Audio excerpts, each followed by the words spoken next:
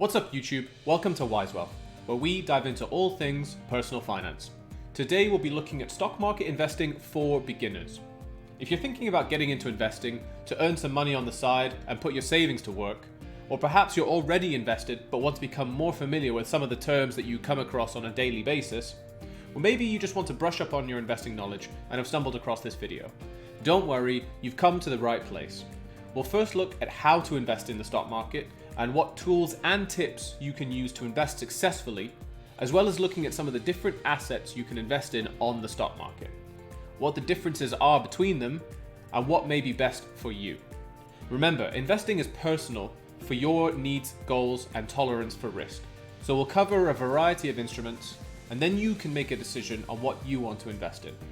Now, I must caveat this by saying that this is not financial advice and is purely my own thoughts on the subject. Now, some of the platforms and investment approaches we'll look at when we look at how to invest will be focused on a UK investor perspective, but the key takeaways are applicable no matter where you are, so stay tuned for all of you outside the UK as well. If you like this type of content, be sure to subscribe to my channel and hit the bell icon to make sure you get notified of any new content. I'll also be making an Investing for Beginners playlist on this channel, where this will be the first of the series. So if you're new to investing, that will be a great resource for you to check out as we continue to add to it. So how exactly do we invest in the stock market? Firstly, you'll need to open an investment account. These can be opened through your banking provider or through a brokerage firm. You'll need to deposit money into this account to then invest. Each platform will have a selection of investments to invest in, some more than others, while commission fees may differ. Make sure you're familiar with the fee structure before investing and pick a platform which works best for you. Personally, I use both Hargreaves Lansdown for my pension and ISA account and Trading 212 for my share dealing account.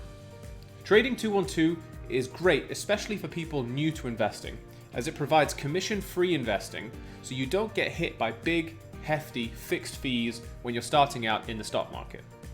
For example, if I were to invest in shares in Trading 212 versus Hargreaves Lansdown, I would avoid having to pay the £11.95 commission fee levied on all shares within Hargreaves Lansdown, which can eat into your returns significantly if you add them up over time. If you want to open up a Trading 212 account, I've left a referral link below in the description of this video. If you create an account through that link, you and I will both get a free share in our Trading 212 accounts with a value of up to £100. This is not a sponsored video for the platform, but commission-free investing is definitely a great way to start out in the stock market. I mentioned I use Trading 212 for a share dealing account or invest account and Hargreaves Lansdown for my ISA. But why is that? And what account should you set up as a newcomer? Let's take a look. So anyone in the UK can have an ISA, known as an individual savings account, and a share dealing or investment account. The big reason you should invest through your ISA is that an ISA by its nature is a tax sheltered account, meaning you don't have to pay any tax whatsoever on any income you make from investing, such as dividends, which we'll get into, nor capital gains tax. If you invest through a share dealing account, you would be liable for tax on your investments as per the government regulations. The ISA is the best way to go as you maximize your returns without having to pay tax. Before we've even started investing, we've managed to invest on a platform with commission-free trading and tax-free returns. That's not a bad start. So why would anyone choose an investment account over an ISA? Simply put, you can only deposit a maximum of £20,000 per tax year into an ISA. Anything over that, and you will have to use a conventional share dealing account, which is subject to tax. Note that the tax year is April to April, and not the calendar year. So if you're starting out in the stock market, your best approach is to invest as much as you can into your ISA every year, ideally maximizing your £20,000 limit each year to benefit from tax-free investing. So now we've set up our account on our selected platform and we're ready to invest. But what do we invest in? The first option is to invest in shares. When you buy shares of a company, you're effectively owning a portion, albeit a very small one, of the company and everything within it. Its revenues, profits, debt, and so on. Hence the name shares. Occasionally, companies may reward their shareholders by paying out dividends to them. These generally tend to be paid out from the profits a company makes to allow shareholders to share in the success of the company. I say generally because there are sometimes exceptions to this, which we will look at when we discuss what to look for when investing in a company. Dividends are paid out to shareholders on a frequency basis, which differs per company. It could be annually, biannually, quarterly, or even monthly. Payment periods also tend to be fixed, so a company may pay out biannually, which will always pay out dividends in April and November, for example. It's important to know that dividends are never guaranteed. A company can choose to pay, cut, or suspend their dividend depending on the market, the health of their financials, or other circumstances that may affect the company's operations. A company can also choose to grow their dividend from their previous payout, which means a better return for us as investors. Some companies try to maintain a track record of consecutive years of dividend growth. The longer the record, the longer a company has proven its dividend is protected and we investors can rely on it as a source of income. And the longer we hold shares in the company, the more chance we give our investment to grow and potential dividends to also grow. If you want to know more about some of the best dividend shares to invest in that factor in dividend growth, key market events, and more, check out my top 5 FTSE 100 dividend stocks video for 2021 by clicking on the banner in the top right hand corner. I'll also leave a link to it in the video description below. Assessing dividend stocks is one way of looking at potential investments, but it raises the question, what do you want to achieve from investing? What are your goals? Do you want to earn passive income through dividends to the point where you can earn enough through the stock market passively rather than working a 9-to-5 job? Then perhaps dividend shares that provide a steady stream of income are the way to go. So what are some of the other things to look for in a potential dividend stock? Well, firstly, there's the dividend yield. The annual return a stock will provide in the form of dividends. A 4% dividend yield is a solid return, while 5% is great, and 6% or over is considered an excellent dividend yield. Bearing in mind that we are investing in an ISA, this yield is our net yield. Dividend cover. How many times is the dividend covered by the company's profits? The higher the dividend cover, the safer the investment. A very high dividend cover of over 2.5 plus could indicate the potential for significant dividend growth. Also the payout ratio, which is a similar concept to the dividend cover, the inverse of it. However, it's expressed as a percentage. The lower the percentage, the better, as the payout represents only a small share of the company's profits. Some other terms you may come across that will be of interest are the ex-dividend date. This is the date when an individual must hold shares in a company to qualify for the upcoming dividend. If you do, then you will receive the dividend on a specified dividend payment date. If you buy shares in the company after the ex-dividend date, but before the payment date, then you will not qualify for the dividend and you'll have to wait until the next one. What's a special dividend? An additional dividend that management declare to reward shareholders typically takes place after a key event in the company's financials. A recent example of this is with Tesco, who announced the sale of their Asian segment of the business. A portion of the proceeds from the sale are expected to be paid out to shareholders in the form of a special dividend. These are in addition to any regular dividends that are paid out to shareholders.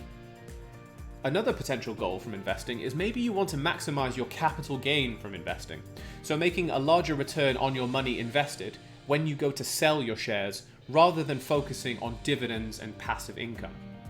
This is known as growth investing. Some companies choose not to pay out dividends to their shareholders and instead reinvest their profits into the business to stimulate further growth. Rather than providing you with a return over time, this pushes up the value of the share and therefore the value of your investment. When you go to sell your share at a higher price, the difference between the purchase cost and the sale cost, known as the margin, is the profit that you make. Growth investing is quite common among technology stocks and startups, but dividend-paying stocks can also appreciate in value. and tend to over long periods of time. Note that if the company underperforms, then the value of its shares can decrease as well. If you want to know more about how to invest in a stock for maximum growth potential rather than dividend income, check out my video on identifying which companies are in a growth cycle by clicking on the banner in the top right hand corner, and once again I'll also leave a link to that in the video description below. An alternative to shares on the stock market is to invest in a fund. A fund is a mix of investments. So when you purchase a portion of a fund, you're investing in all of the shares within it. This is great because you can instantly diversify your portfolio without having to invest in individual companies one at a time. It's particularly beneficial if you're using an investing platform that charges you commission per trade that you make, as investing in a fund will bypass that cost completely. The group of investments that make up a fund depend on a few different things. They could be tracking an index such as the FTSE or the S&P 500, where the fund matches up its weighting of its investments with the market cap of the firms that make up those indices. In essence, if the index goes up, so does the fund, and vice versa. These are passive funds which simply follow a set of predefined rules and aim to match the performance of an index. They could be regional funds, such as a fund focusing on emerging markets or China. They could be funds that focus on dividend-paying shares with high dividend yield and long dividend payout history. Or it could be a fund that focuses on high growth stocks.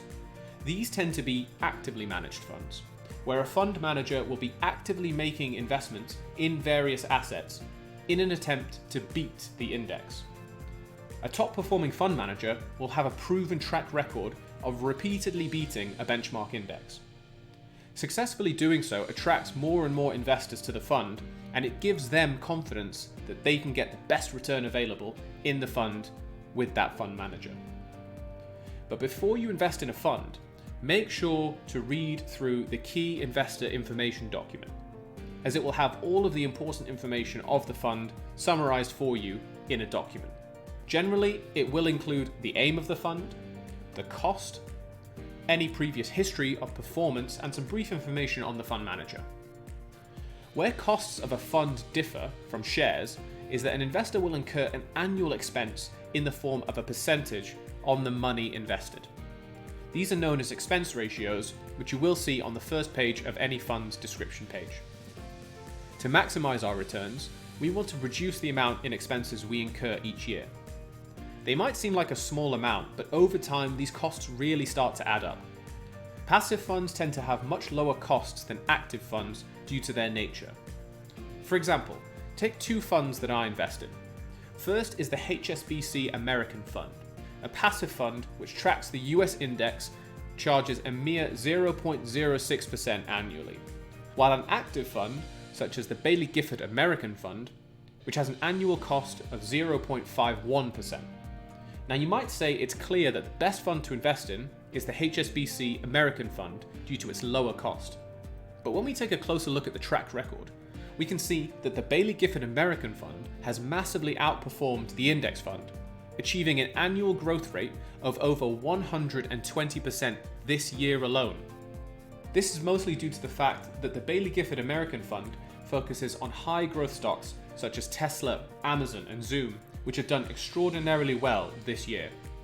It's important to say that past performance is not an indicator of future performance, but looking at consecutive years' growth in a fund is a good indicator that the fund is well poised to do well in the coming years.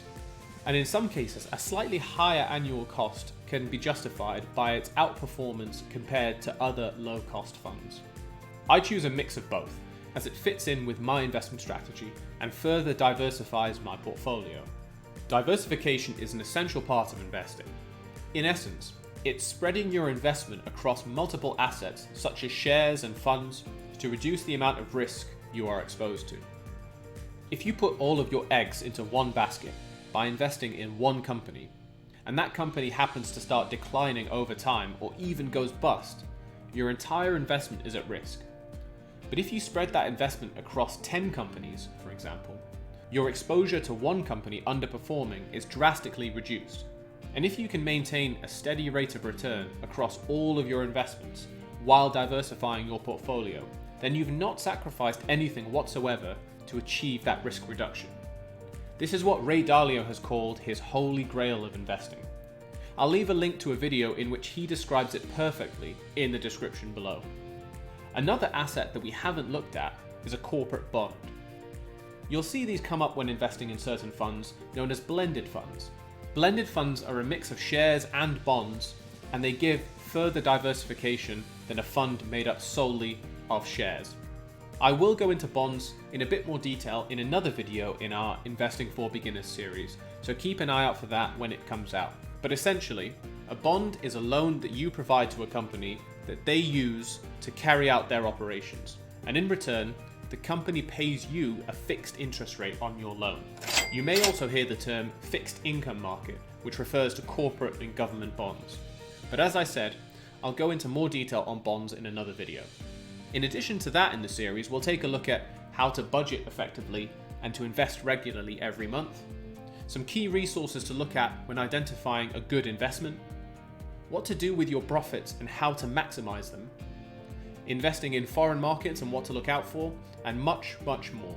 But in the meantime, subscribe to my channel, and if you've learned anything new about how to invest in the stock market, then hit the like button, it really helps me out.